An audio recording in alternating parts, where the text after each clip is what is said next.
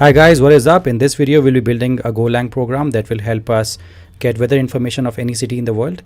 And for the sake of this video, since we want to keep this video short, we'll focus only on getting the temperature details of the cities and not on any other details like wind and humidity and all those things. All right, so you have to use the Open Weather API. So I'm on openweathermap.org, and as you can see, I'm logged in, and in my small menu here, I see my profile and also my API keys. So all you have to do is sign up here and you'll get your API keys, and this is my API key. I've already copied it, all right, and I've pasted, I'll be using it in my program. So you need to make sure that you copy your API key, and then let's get started. So I'll now what I'll do is I'll open up my terminal window. So let me try switching to my terminal window. Yes, I hope you can see it now. So now I'll enter the place where I keep most of my Go code. Okay, and now we'll create a directory called weather, and we'll go in that directory. All right, and here I'll say go mod init and github.com/akhil/weather. Okay, we're going to be using only main.go, only one file. It's a small program. We won't have multiple files in this project, so this is not required. I mean, I don't have to init using a GitHub code as an absolute root, but I'm doing it anyways. It's best practice. So now you can see the go mod file is already there, and I'll go ahead and open up my VS Code. Now you could be using any other code editor, it's not a problem, but I'll be using VS Code in this project. So give me a while, because I think it takes some time for this OBS to actually detect VS Code. Yeah, so I think you can see VS Code on my window on my screen now. And so now what we'll do is we'll actually go ahead and create main.go file, and I'll also be creating an API config file where I'll be actually keeping my API key. So why did I create a separate file? Just to keep my API key. It's best practice, because when you push this code to GitHub, you can say in git ignore that you don't want this file to go on GitHub, right? So that everybody can access your API key. So if you have paid for the API key and somebody gets access to your API key, I mean, you're going to be in trouble, right? So, and you don't want that to happen. So that's why you do this. Anyhow, so now what I'll do is I'll just create an object here, and I'll say open weather. So the O is capital, weather W is capital, and map and API. Map is capital, A is capital, and for key, K is capital, right? And then I'll just paste the key that I got from the website here. So we have the API key, and now we are set. We can get started creating our actual program.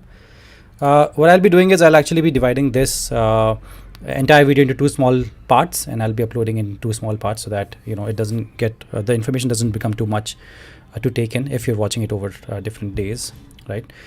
So in this video, the first video, which is today, what we'll be doing is we'll be writing our import, as in we'll be importing the packages, and we'll be writing a couple more functions like the API functions we can write, I think. So let's get started. Let's see what happens, right? So here first, the first thing I'll write is package main, and then I'll say import, and I know that I want to import encoding JSON, because I want to send some I want to encode some data. And then I'll use IOUtil. You'll soon see why I'm using these. net/http, because I want to make a request to the Open Weather Map API, so I need this package, and strings to work with strings, right? Just a small tip: if you're using a VS Code plugin for Golang, then make sure that you don't Control S or you don't save it. Otherwise, all these will automatically disappear, because it knows that I'm not using these packages right now, right? So that's why it's giving me red and giving me squiggly lines out here. That's because I'm using a Golang plugin. And so if you're using that, just make sure that you don't Control and S, otherwise all of these will disappear, because Golang knows that you're not using these, so we'll try to remove these errors. So So the first struct that I need is API config data. All right, it's a struct. What does it do? It basically helps us get the open weather map key, weather map API key, right? So you'll be storing your key like this, and the key is actually JSON, right? We created it together. It's a JSON, and it's actually called open weather map API key. And if you've worked with databases, if you've seen one of my videos on how we worked with MongoDB in the Golang to-do series, say to-do list series, then you know what this is. It's basically getting JSON data in the struct and defining this, right? And this is how you'll be using the key.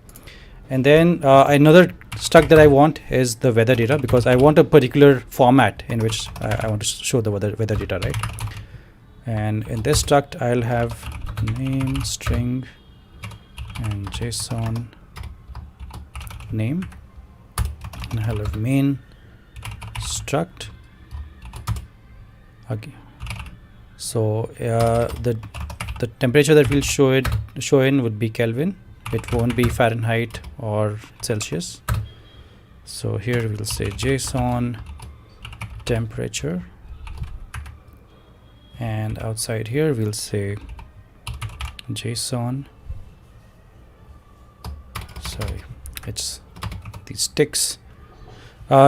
Just make sure you don't write these inverted commas. You actually put the ticks, which are the button next to 1. So on your the button above tab, actually the tab key. So those will give you the ticks. And here you'll say JSON and main. All right. So now we have these two structs.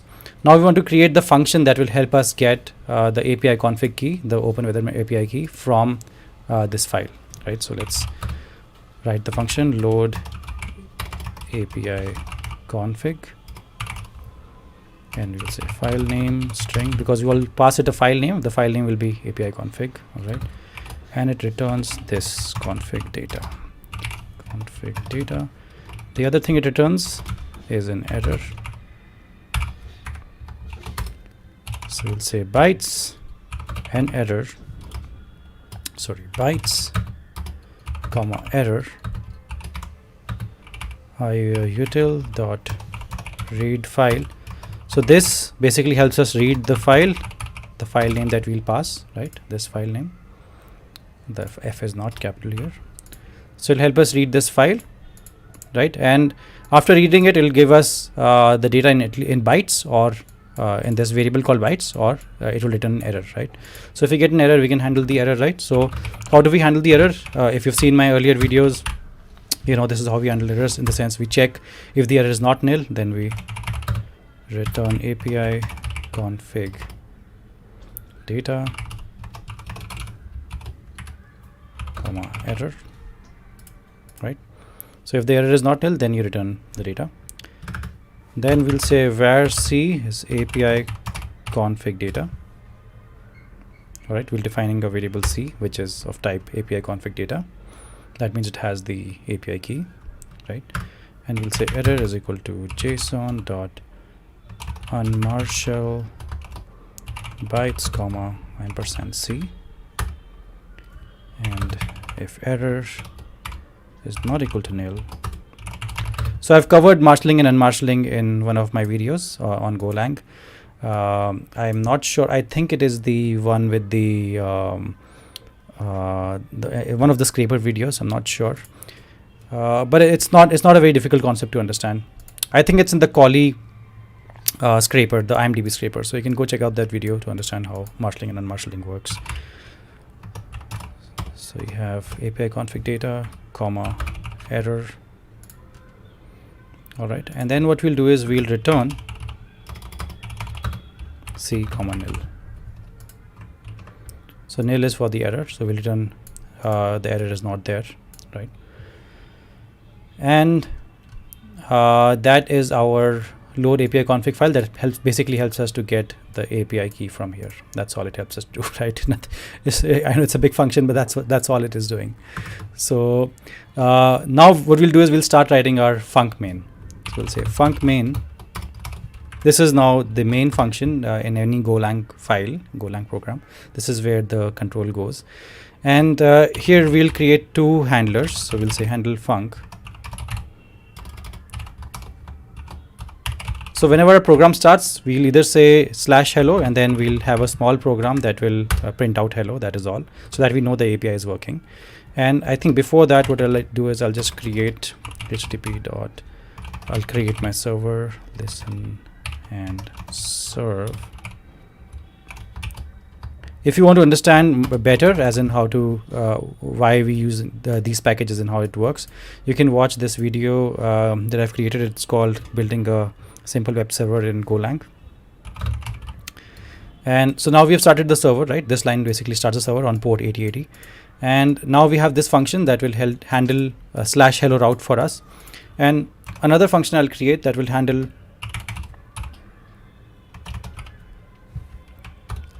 /weather /route. So what I want to happen is that anybody should be able to go to localhost 8080, and they should be able to write /weather, and after / they should be able to write the name of the city that they want the data for, and then you'll be able to get the data, right? So that means we'll have to somehow get access to the string of the city, in the sense, like let's say the city is Delhi or Mumbai or any other city that you want. You should be able to get access to that city in that string, right? After whatever comes after the /. So what we'll do here is we'll say func whdp dot response writer. So to any handling function, we pass the response writer and we pass the request, right? http dot request. All right. And to be able to get the city, like I said, we'll use the strings package, and we'll use split n r.url. path, comma 3 and 2. All right. So we'll get the city, basically anything that comes after the /, and we'll call a function called query, and we'll send the city to it. Now the query function is the main function, basically, which is obviously this is func main, which is the main function, but query is the main function. When I say main function, I mean the function where all the magic is happening, in the sense the query function is actually responsible for getting the data from the Open Weather Map API. All right. So to that function, we'll just pass city, and we'll say we'll have this variable called data, in which the data that is returned from this function will be captured. And also it returns an error. So if there is an error, which means error not equal to nil, then you'll have http dot error, you'll say w comma error dot error. All right. And you'll say http dot status internal server error. So I have this video where I create a CRUD API in Golang. And also I create a CRUD API with Golang plus MySQL. You can watch both of those videos. You'll understand what this is, as in how we handle errors and what are these different HTTP functions, and how we can pass 500 errors and 400 errors, 422 errors. All of those things I've tried to cover in those videos. And so here what we'll say is, so now we want to send some response to the front end. So we'll say header dot set. This also, if you've seen one of my previous videos on CRUD APIs, you must be very familiar with this. You can set the header when sending the response to the front end, comma application /JSON, and inside here you have char set equal to UTF-8, and you'll say JSON dot new encoder. New encoder we get from the encoding JSON package. All right. We'll say dot encode. We'll say data out here,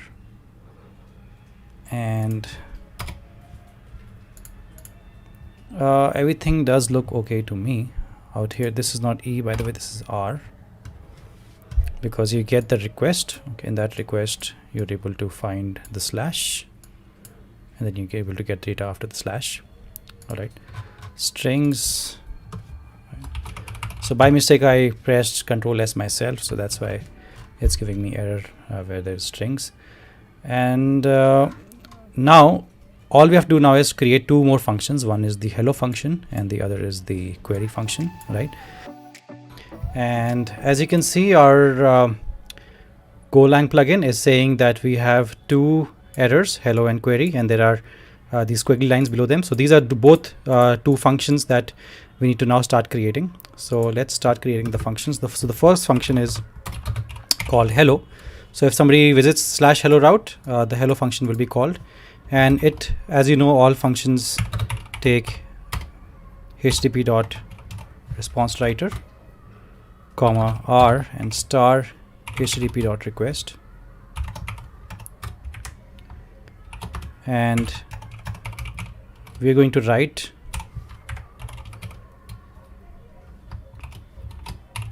hello from Go, new line, right? That's what we're going to write if somebody visits the /hello route. And now we have to write the query function, which is basically the most important function in this entire project. So we'll say func query, and it takes a city. As you know, it takes a city, right? It takes a city, and which is, the city is obviously string. It returns weather data, and it returns error. So as you can see, it returns weather data, returns error. If there's no error, if there's an error, which is then we will print out the error, or if there's no error, then we'll send in the response the data itself. Okay, so we'll say API config comma error load API config.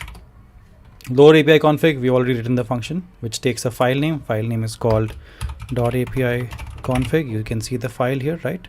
That's the file it will take if there is an error.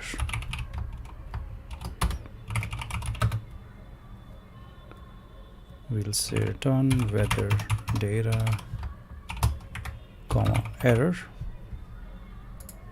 Okay, and we'll say response. Now we have to get into a response, the response from calling the API, right? So firstly, as you know, when we have to call an API, we'll say http dot get, and then we'll write the name of the API. The link is http and / API dot open weather map dot org / data / 2.5 / weather / app ID is equal to, right?